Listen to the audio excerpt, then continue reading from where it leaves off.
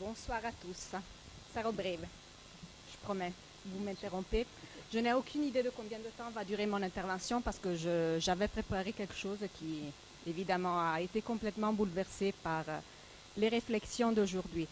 Je vais faire seulement un petit bilan très personnel. Je n'ai pas l'intention d'entrer dans l'analyse politique parce que des personnes qui ont beaucoup plus d'expérience que moi, de capacité critique que moi, l'ont déjà fait et j'imagine que d'autres contributions aussi seront faites. Mon petit bilan personnel est le suivant. Je suis très heureuse, vraiment très contente d'être ici aujourd'hui parce que ça m'a fait du bien. Ça m'a fait du bien d'entendre des personnes qui viennent de l'extérieur de la vallée d'Aoste et qui ont un enthousiasme, une capacité de transmettre et de rappeler les vrais buts de notre action, qui n'est pas seulement celui d'administrer la vallée d'Aoste. Nous devons regarder un peu plus loin. Évidemment, l'administration, c'est fondamental. C'est les problèmes de tous les jours des gens. C'est ce que les gens souvent nous demandent, parce que très souvent, les gens sont tellement occupés à résoudre leurs problèmes quotidiens qu'ils ont du mal et peut-être même pas envie de regarder un peu plus loin. Si vous l'avez remarqué, toute la discussion de ce matin et beaucoup d'interventions aujourd'hui ont été axées sur la participation. Alors il est vrai que le nom de notre mouvement est l'acronyme de 4 mots qui sont tous très importants, mais je crois vraiment que nous en avons eu la preuve aujourd'hui. La participation est vraiment le mot-clé de ce mouvement.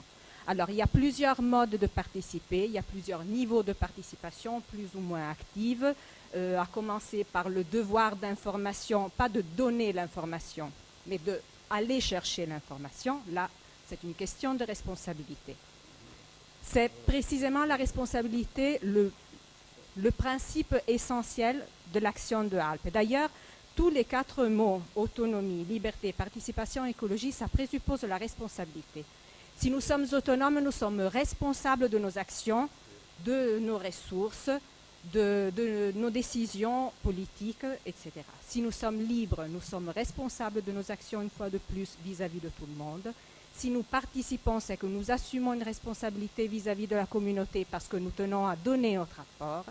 Et si nous sommes écologistes, si nous nous inquiétons de notre environnement, ça veut dire que nous sommes responsables de nos comportements quotidiens et non seulement de mots que nous déclamons depuis un podium ou dans d'autres situations.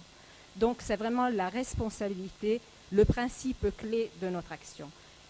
Les gens pourront le comprendre. Déjà, on l'a compris parce que depuis une année, depuis qu'on a commencé ce parcours, je crois que nous avons fait de grands progrès. Il en reste à faire à l'intérieur et à l'extérieur du mouvement. Moi, je suis foncièrement optimiste. Je vous ai dit, je suis heureuse d'être ici aujourd'hui. Je suis heureuse d'être dans Alpes aujourd'hui. Je ne pourrais être nulle part ailleurs. Parce que franchement, en regardant autour de nous, en écoutant ce matin certaines interventions, nous le disions il y a une année, l'alternative c'è, Alpes c'è, c'est nous l'alternative. Il n'y a vraiment pas de choix de ce point de vue-là. Je suis très peu démocratique en ça. C'est le désert, c'est le désert. Nous avons dans Alpes tout le matériel nécessaire pour réussir. Le matériel humain, qui est fondamental. Le matériel, disons, idéologique. Ce n'est pas un mot terrible qu'on ne peut plus prononcer. René Faval le sait très bien et il l'a rappelé très récemment. Nous avons tout ce qu'il faut pour faire fonctionner ce mouvement et faire fonctionner la vallée d'Aoste. Parce que la vallée d'Aoste a tout ce qu'il faut pour fonctionner. Nous avons les ressources naturelles, nous avons les ressources humaines. J'aime pas trop ce mot parce que ça me donne une idée d'exploitation qui me fait venir les frissons. Nous avons les richesses humaines, voilà, nécessaires. Nous avons même des richesses qui ont été coupées, bien sûr, et ça appelle un effort ultérieur de responsabilité, même si j'ai peur que l'actuel gouvernement régional, et je ne dis pas le conseil régional, parce que très souvent le conseil régional est complètement vidé de ses compétences, ce n'est pas là que les décisions fondamentales pour cette région se prennent, c'est ailleurs, nous le savons tous. Ce gouvernement, même s'il y a moins de ressources, tout d'abord, on nous dit qu'on n'a pas coupé. Bon, des mensonges. Et ça, c'est significatif. Encore, on verra. Les Valdôtains nous diront qui a eu raison. Ça, je l'ai entendu ce matin d'une personnalité beaucoup plus importante que d'autres.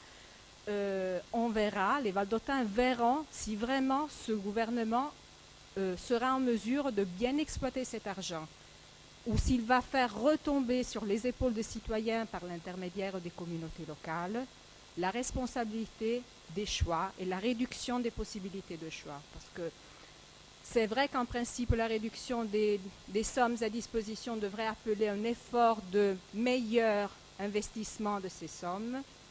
Moi, je ne suis pas sûre que les décisions de ce gouvernement iront dans ce sens.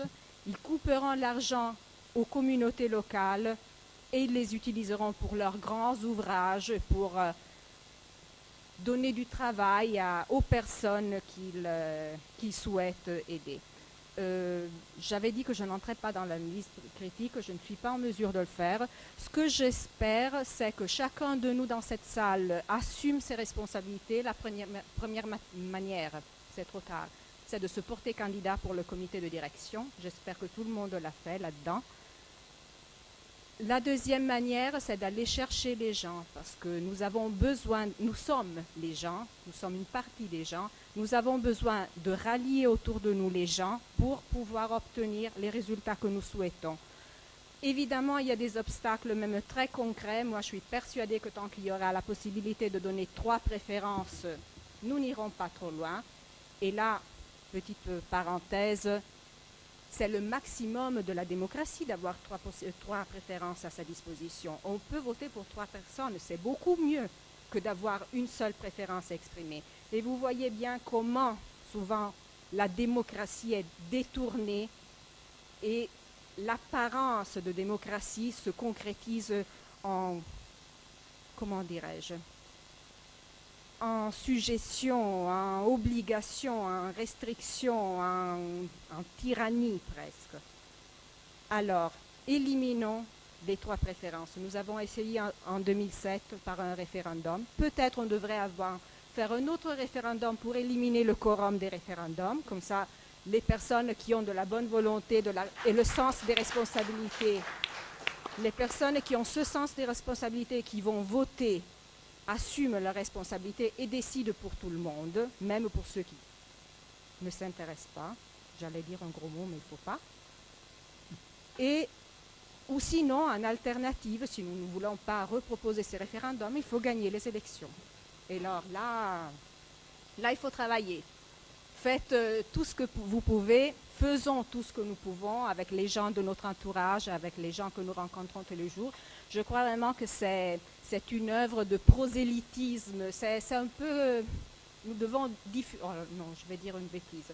L'évangile de Alpes, s'il vous plaît, diffusez la pensée de Alpes, donnez le bon exemple, parce que ça, c'est fondamental. Et une fois que les gens verront que nous sommes cohérents, que nous sommes décidés, que nous avons des idées, les idées sont déjà là, mais on peut faire des progrès, je crois que les gens participeront tout seuls, même sans aller les chercher, sans aller frapper à leur porte. Ils viendront peut-être nous chercher nous-mêmes. C'est tout, merci. Bon travail. Merci Sonia.